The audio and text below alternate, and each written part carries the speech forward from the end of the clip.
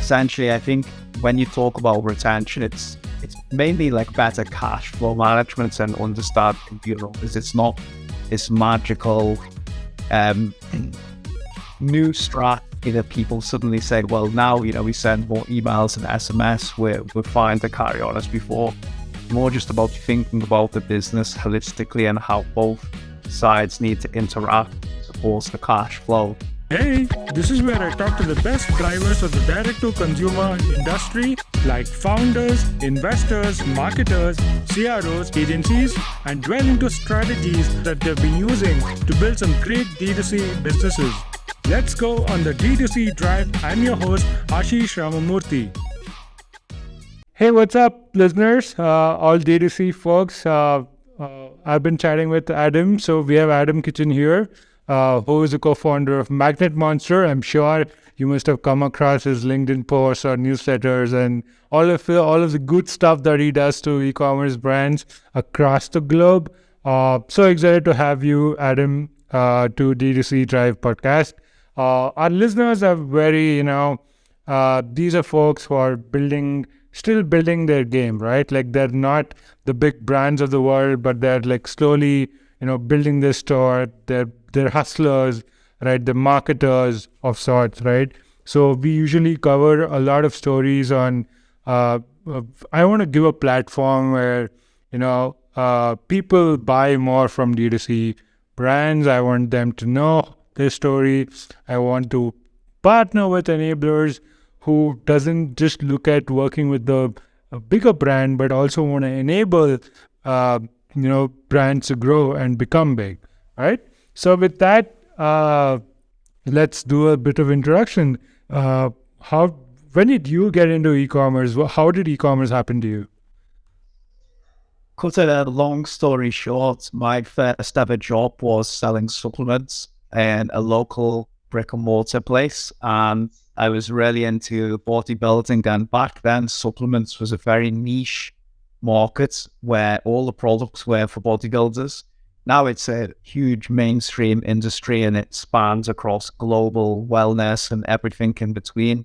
But back then it was very niche down for the bodybuilding community. And I loved the science behind supplements. I loved studying the products. I loved training and fitness in general. I was crazy about it. And through working at this supplement store, I was recruited to the head office when I was just turned 18 to help manage the e-commerce operations. And back then, this is, over 15 years ago now, everything was custom built from the ground up. And we had a successful supplement business selling all over the UK. And I was managing the customer service there. And from there, I ended up working in pretty much everything. I've done logistics, operations, or ended up working on the newsletter and social media marketing strategy.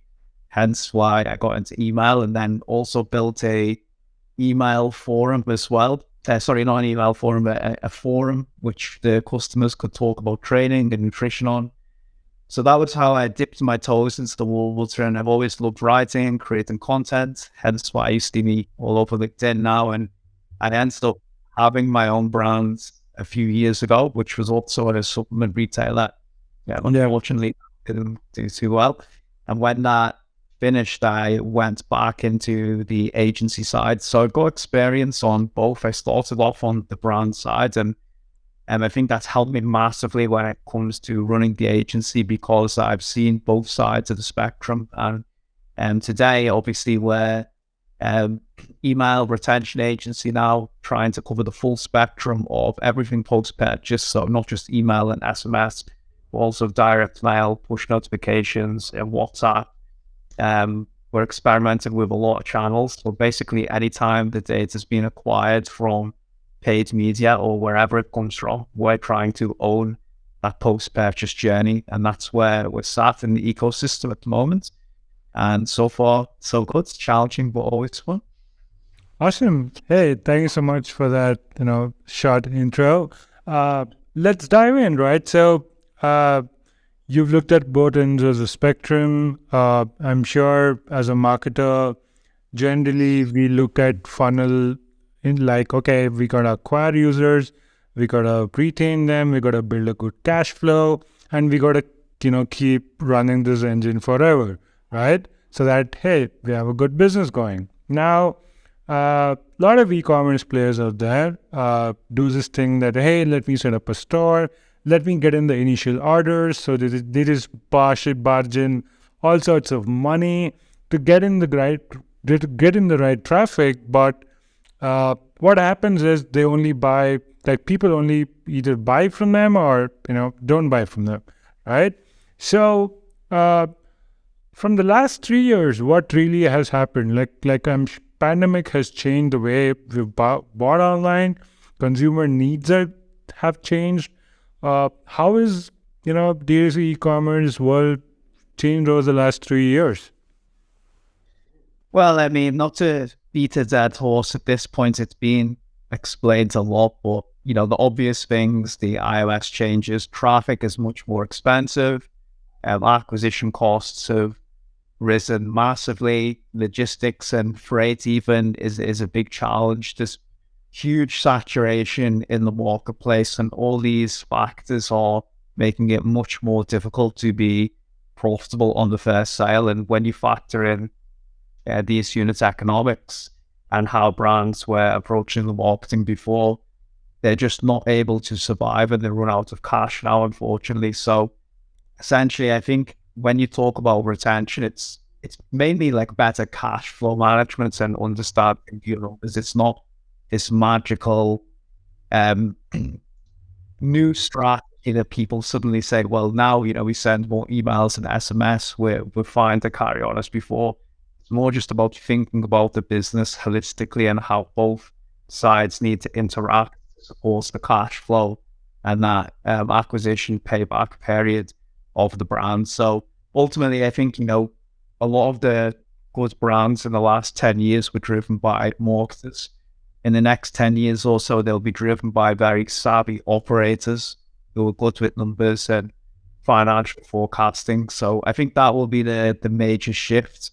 A lot of the strategy will be similar and what made brands successful. I think it will just come down to knowing your numbers and trying to obviously do slightly different things to differentiate the customer experience to fend off competition. So a lot of winners and losers to come in the next few years. Interesting.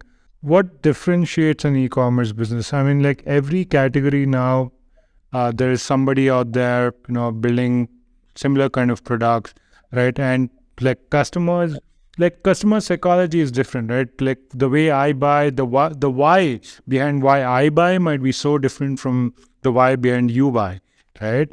And what becomes so difficult for businesses is that how do I understand different kind of customers, right? Like how do I understand who will buy when, right? Within my business, how do I solve for that problem, right? Because you might get a lot of customers at your door, but how are you going to take them in? How are you going to, show them the good things about how your business can change their life, not just from the product, but, a lot of the things.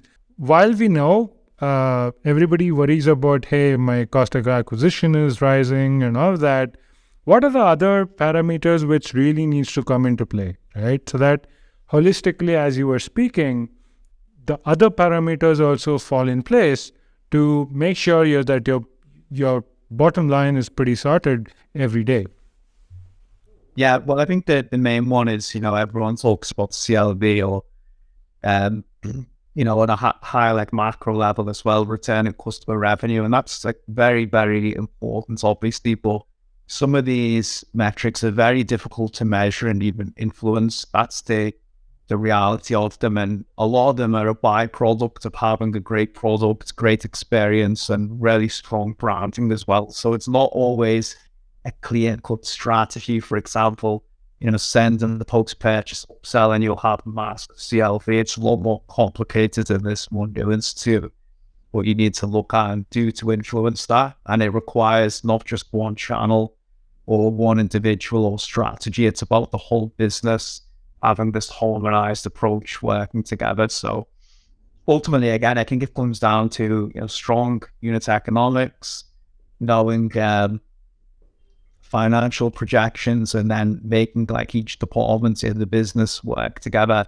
holistically. It sounds a little bit fluffy, but that's the reality of differentiation. It is very difficult to achieve now because we're dealing with massive commoditization of products and where everything looks the same. So how you get to that level is extremely challenging. And I think people really need to think outside the box and be creative. And luckily, I don't think that's as hard as people think it is. It just requires going against the norm and doing things differently. There is some instances of brands we've worked with even where simple things like as handwritten notes with every single order have had significant improvements on retention and customer feedback and creating these viral loops. So, really simple things like that, how you differentiate the customer experience, can help you go the extra mile, because a lot of the competitors are just not adapting to these new things yet.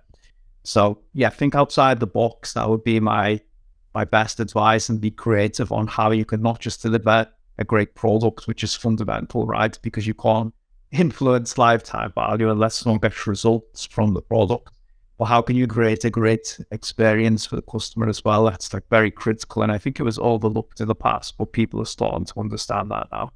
So, help us understand a bit about customer experience, because everybody thinks customer experience is just customer support. Can you please shed some light on what exactly is customer experience? Yeah, the new buzzword, right, is like build a community. But I think even that is it can be quite unrealistic even for a lot of brands. But customer experience brings in all aspects of the business. It goes from unboxing to the post-purchase onboarding. Community is definitely a part of it. Branding, like tying offline channels into online. Can you do events even? Like, these are really cool things you can do to provide a great customer experience. But again, the reality is, like, it comes back to having a great product with solid numbers. That's the best way to move the needle here, and everything after that is a bonus. You've been working with few brands on their retention marketing, and also you've observed few brands, right? What are some of the things that you've observed? Again, those simple things, right? Maybe online, maybe offline, of few brands that you've observed. Can you bring some of those into life? Yeah, so I think if you're looking at some type of formulaic framework for retention, there's some high-level things you can obviously look at from the beginning. Number one, again, just to go back, if the customers get results from the product, is it well reviewed? Because if you don't have that aspect nailed, then people aren't going to buy. Again, no matter like what emails, SMS you send, offers, it's very difficult without a great product. So self-explanatory, but start then. Second, be like obviously the service. Again, it's critical. Are you communicating during the post-purchase window in regards to shipping updates, transactional messaging? Those first impressions are really crucial because you're eliminating buyer's remorse and building trust. So that will provide you with the best possible chance for a repeat sale. And then I think after that, an interesting one, if it suits your specific vertical or industry, is habit formation. And this is tied into the purchase latency as well. And this is something that is very difficult to influence, but you can experiment a lot with. Is all your customers using the products consistently in order to drive them to a repeat sale? And again, it can be hard to achieve this, but there is definitely some strategies that you can look at. As an example, let's say, again, I always use supplements because that's my background, but say you order a pre-workout, right? Like, are you teaching the customer how to use the product, like how to get a personal best, and whether they can use it like in what sessions before the gym, like stuff like that you can engage customers with. And obviously you can have an effect on purchase frequency by helping them get the most out of the product. Certain industries, obviously, it's a lot easier to do than others. If you order a mattress, for example, it doesn't matter in what you do, you're not going to come back and buy another mattress after 15 days. So you need to consider the product assortment as well. But to answer your question, like high level things, one, product, Are there any fundamental issues with the product? If so, you need to fix them first. If it is a great product, is the onboarding experience great? Can you build in formation into the product experience to make sure that they adopt it? And then you're creating that word of mouth advocacy as well, where people want to talk about the products. So that's really important to look at the unboxing, the experience, how they interact with the product, share it on social media. Once you've achieved these goals, then I think it makes sense to start looking at how you can time offers, replenishment flows, all sorts of stuff like that. Then you can try and realistically get a certain sale. You need to have those fundamentals, and then they're the high level pillars that I think everyone should look at first to optimize. And then if you want to go in terms of metrics, lifetime value, then some basic things to look at, channels, which channels bring in your best customers, most profitable over periods of time on first purchase, then drill down into your product catalog. If you do have a range of SKUs, is there anything that surprises you in there? There might be a product that is not being prioritized on the acquisition side that results in a really high lifetime value. That's quite interesting. You can experiment with that as part of the funnel. And then again, going to purchase latency, time between orders, is there anything creative you can do there? Is there any products you can bring in, whether it's through in-cart upsells or trying to make them more prevalent on the websites to increase that purchase frequency? So they're all things that you should definitely look at. Very hard to influence. I want to reiterate that. Not everybody's are managing volatility will take a certain amount of time. And the last thing to say is, if all this falls short, then you need to obviously do qualitative research to find out why are we not hitting these benchmarks or KPIs? Is the business model broken? Are we trying to actively find out how to improve this? Because if you don't, then, you're just flying blind and you will run out of money. So, thanks, Adam, for that. So this comes up to the question that, hey, I do not come from a marketing, let's say, for example, if somebody is, building out a store and going out there, if they don't come from a marketing background, right, it takes time for them to understand everything. What are the gaps right now which you're seeing in terms of implementing all of this to from the store level? Is there still dependency externally?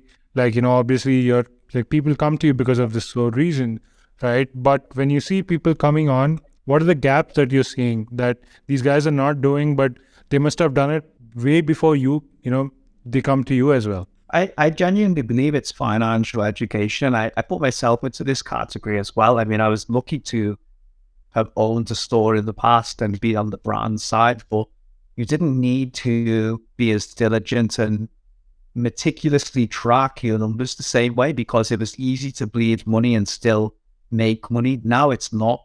So I think marketers need to be much more aware of how their strategy impacts on a financial level, the actual business. So again, you could sort of throw money at Facebook before and acquire customers. You can't really do that now. It can be unsustainable because a lot of times you're not making any money on the first sale. So if people can understand those financial KPIs and metrics, then they'll start to tie their strategy into those in a more strategic and data-driven way. But it's hard. It takes time, experience, and skill, and a desire to learn that. And if you don't have those business fundamentals, then you're going to lack a lot of context when it comes to strategy. Wow. Okay. And is this generally the issue across the board, or you see this happening more with people who are still, in the growing phase?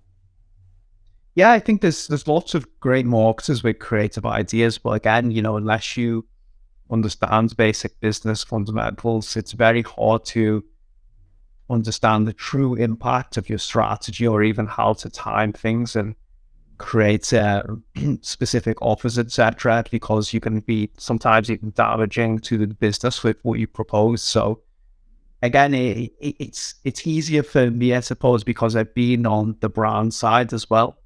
I've had my own store, which failed due to some of these reasons, so it gives me a lot of context. But if you haven't got that context, then it's going to be difficult for you. But that's the business owner's responsibility to educate the service providers and the staff and whoever works for them on these metrics. So business owner needs to know first on a high level how they operate, and they need to pass this information down to educate the people who are delivering the strategy.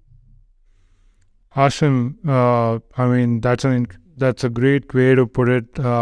Yeah, guys. I mean, whoever is listening, we know that you build your business with passion. You build your business for the kind of like products you want your customers to, consume and all that. But hey, being data driven at the end of the day is really important. Making sure that anything you do comes back to that, cash flow building for your business is really important. So either invest in learning from people like Adam on how to do that, and be tech driven as well. So that hey, in the end, you have amazing platforms that you can use, which immediately just gives you these nudges, and anything that goes up and down, you have all that done from the tool, and all you need to do is just make those decisions, right? So Adam, what is happening from the tech enablement space in the e-commerce, right? Like we know that like with the rise in brands coming in, with everybody still wanting to crack D2C, right? A lot of tech apps have come, a lot of innovations happening from the e-commerce world. So what's going, do you follow tech news a lot? And how do you see tech enabling e-commerce, as we go along? Yeah, there's obviously a lot changing, and I think the obvious one people are looking at now is with the AI and how that will impact things. And I think it's very great, scary at the same time. But yeah, look at, I genuinely believe you should focus on the fundamental tools. Like there's a lot of really exciting tools, and I wish I had time myself to experiment with everything. But if you're a new merchant, or even if you're established one, I think it's important to strip back and look at the fundamental pieces of tech you need. For example, obviously your e-commerce platform, Shopify, whatever it may be, you have reviews, your ESP, whatever you want to use for SMS. And there's not like a huge amount more you should really focus on beyond that, unless you have a very specific use case. Right. For your business. So I would always try to advise people to strip back rather than add on specific apps, because they can dilute your focus as well, which will take you away from hitting your goals. And it's I've seen a lot of like brand. One of the funny things about being an agency is you get to interact with a lot of different personality types from business owners. And the main thing that I've noticed from people who don't seem to be able to make progress is they get distracted quite easily, and they constantly get sucked into new apps and tools that they think will revolutionize the business, but actually it's just a distraction and takes them further away from their goals. And people who are really prudent with rolling things out, not necessarily with experimenting, but they focus on a high level and they're good operators, tends not to be distracted as easily. So that's been big learning experience for me as well, and how to run my business. And I always try and adapt those lessons. Nice. That gave me a lot of learnings as well. Thank you so much for coming in. Any last words for our listeners? Yeah, feel free to connect with me on LinkedIn, and obviously I'll spam you to death with my relentless posts there. Everyone's final notes from me is that knowing your numbers is obviously extremely important, but there's no quick fixes here. You need a great product, you need a great customer experience, and you need to differentiate by thinking outside the box on ways to be creative. I was with Faye, who are a Swiss-based company who sell plants, and at the end of last year, I went to visit them in Switzerland, and the way they're approaching their business, just obsessively focused on the customer experience, is really intriguing, and I think is the way to go. And they do a huge amount of things to differentiate themselves between competitors and also stand out in the market. For example, they do handwritten notes with every single order. They have community events when they invite people into their fulfillment to take them around, show them the operations.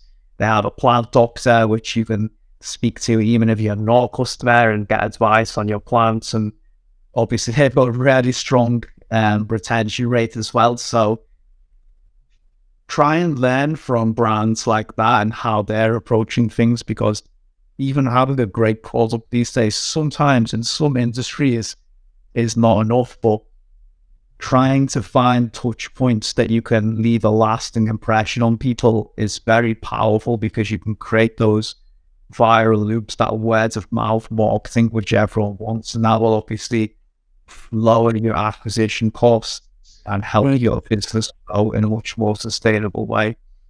I mean, it's really interesting, right? How marketing started was word of mouth marketing, right? And now we are entering into the old world that's what we want as a business moving forward. It's always the best marketing, right? Like, yeah. It is, but it's very hard to get, the only way to get word of mouth is to get customers. So again, you need to have strong acquisition, good offer on the front end, and then word of mouth is generally a very nice byproduct to have of that. So do everything you can to optimize it, but at the same time, it will help brands magically grow. Right. Awesome. Lovely. Thank you so much, Adam, for coming in. Hope everyone had a great time. We'll be tuning into the next podcast next week. Thank you so much, guys. Have a great day.